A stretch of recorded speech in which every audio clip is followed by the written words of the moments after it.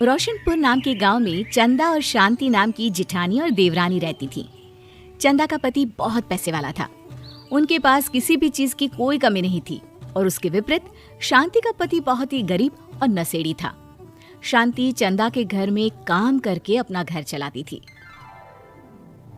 भाभी, घर पर खाने के लिए कुछ भी नहीं है। अगर आप थोड़ा खाना दे पाए तो बहुत मेहरबानी होगी। मुझे जो भी पैसे मिलते हैं वो तो आपके देवर नशे में उड़ा देते हैं। ये तुम लोगों का ना रोज रोज का ड्रामा हो गया है। अब देवर जी कमाते नहीं है तो मैं क्या करूं? तुम्हारा पति तो तुम्हारी सारी कमाई दारू में उड़ा देता है। रहने दो भूखा उसे। अरे ऐसे मत बोलिए भाभी, आप तो जानती ही हैं कि वो मन के कितने साफ हैं, पर इस बेरोजगारी के कारण उन्हें दारू पीने की लत लग गई है। अरे अपना ये रोना गाना बाद में कर लेना, पहले काम निपटा ले घर का। मेरा और टाइम खराब ना कर। जा गेहूं पीस ले, फिर तुझे कपड़े भी धोने हैं। शांति रसोई घर में जाकर गेहूं पीसने लगती है। पीसते पीसते कुछ गेहूं वहां कपड़ों में गिर जाते हैं, जिसे देखकर उसके दिमाग में एक आइडिया आता है। क्यों ना ऐसे ही थोड़े गेहूं मैं अपने पल्लू में बांधकर घर ले जाऊं, फिर एक बर्तन में जमा कर लूंगी और उसे पीसकर रोटी बना लूंगी। कुछ दिन तो ऐसे ही चलता रहा, मगर फिर एक दिन चंदा ने शांति को ऐसा करते हुए देख लिया। अरे पहले तो मुझे लगा तुम लोग बस गरीब हो, पर तुम लोग तो चोर भी हो। चोरनी कहीं की। मुझे तो लगता था तू गेहूं पिसती है, पर तू तो अपने पल्लू में गेहूं छुपा कर ले जाती है। निकल मेरे घर से।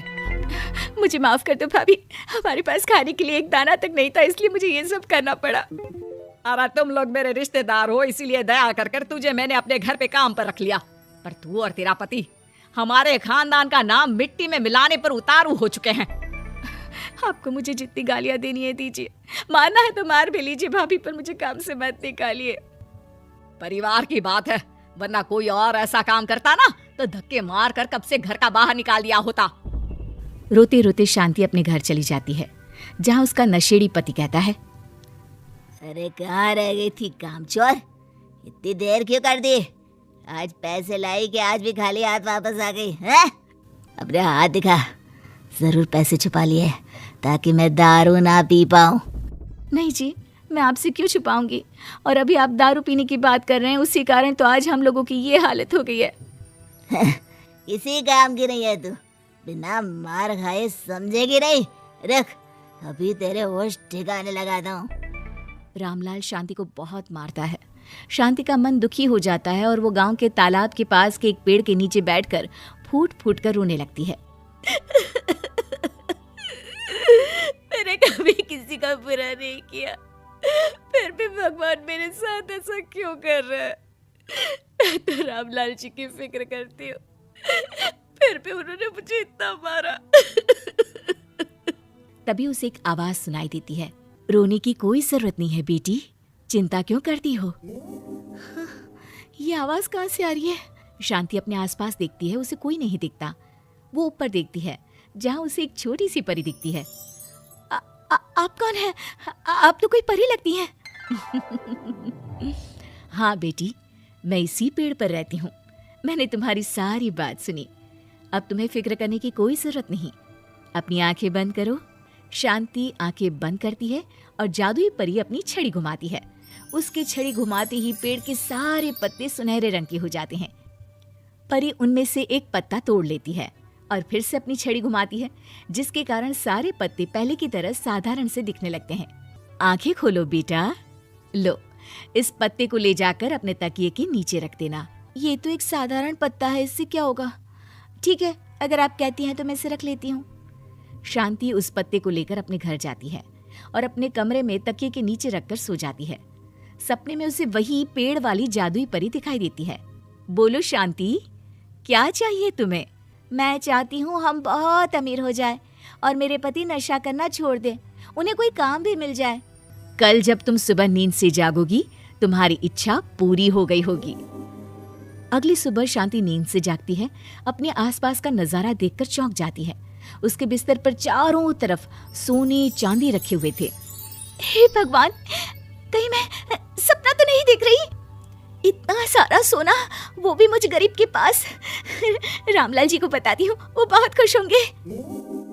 शांति जैसे ही कमरे के बाहर जाती है, वो देखती है कि रामलाल सूट बूट पहने काम के लिए बाहर जा रहा होता है। मुझे शहर में एक नौकरी मिल गई है शांति, मुझे आने में देर हो जाएगी, घर का ध्यान रखना। और इस तरह शांति बहुत अच्छा जीवन बिताने लगती है। उसके पास अब किसी भी चीज की कमी नहीं रह जाती। रातों रात शांति के पास आए इतने पैसों को देखकर उसकी जिठानी उससे पूछती है, अरे क्यों रे शांति, कहीं बड़ा हाथ मारा है क्या? अचानक तुम लोगों के पास इतना पैसा कैसे आ गया? नहीं नहीं भाभी, ये सब तो जादुई परी के दिए हुए पत्ते का कमाल है। शांति जादुई पत्ते के बारे में सारी बात चंदा को बताती है, जिसे सुनकर चंदा के मन में लालच आ जाता है और वो झूठ मूठ रोते हुए उसी पेड़ के नीचे जाती है जहाँ उसकी रोने की आवाज सुनकर जादुई परी कहती है, क्या हुआ बेटा, क्यों रो रही हो? मैं बहुत गरीब हूँ, मेरे पति मुझे बहुत मारते हैं, अब मैं जीना नहीं चाहती। चिंता मत करो बेटा, अपनी आंखें बंद करो। जादुई परी चंदा को भी उसी पेड़ का एक पत्ता देती है और तकिए के नीचे रखने को कहती है। चंदा उस पत्ते को लाकर अपने तकिए के नीचे रख लेती है और अगली सुबह जब उठती है तो उसके कमरे में चारों तरफ सांप बिच्छू रहते हैं। अरे बचाओ बचाओ, कोई मुझे बचाओ, ये कैसा पत्ता है जिसे लाने के बाद उस गरीब शांति के पास तो इतना सारा सोना आ गया और मेरे चारों तरफ ये सांप बिच्छू, अरे कोई बचाओ। चंदा अपनी जान बचाती हुई शांति के पास जाती है। चलिए भाभी, मुझे लगता है आपके घर में सांप बिच्छू को बस जादुई परी ही हटा सकती है। दोनों मिलकर जादुई परी के पास जाते हैं। ये सब तुम्हारे बुरे इरादों का नतीजा है चंदा। तुम झूठ मूठ बस पैसे के लालच के कारण यहाँ आकर रो रही थी, इसीलिए तुम्हें जादुई पत्ते ने उसकी सजा दी। अरे मुझे माफ कर दीजिए जादुई परी, मेरे मन में लालच आ गया था। अरे शांति, तुम भी मुझे माफ कर दो, मैंने तुम्हारे साथ बहुत गलत किया है, फिर भी तुम मेरी मदद के लिए आई। चंदा को अपनी गलती का एहसास हो जाता है, इसलिए जादुई परी उसके घर से सारे सांप बिच्छू को गायब कर देती है। चंदा और शांति आपस में मिलजुल कर रहने लगती हैं।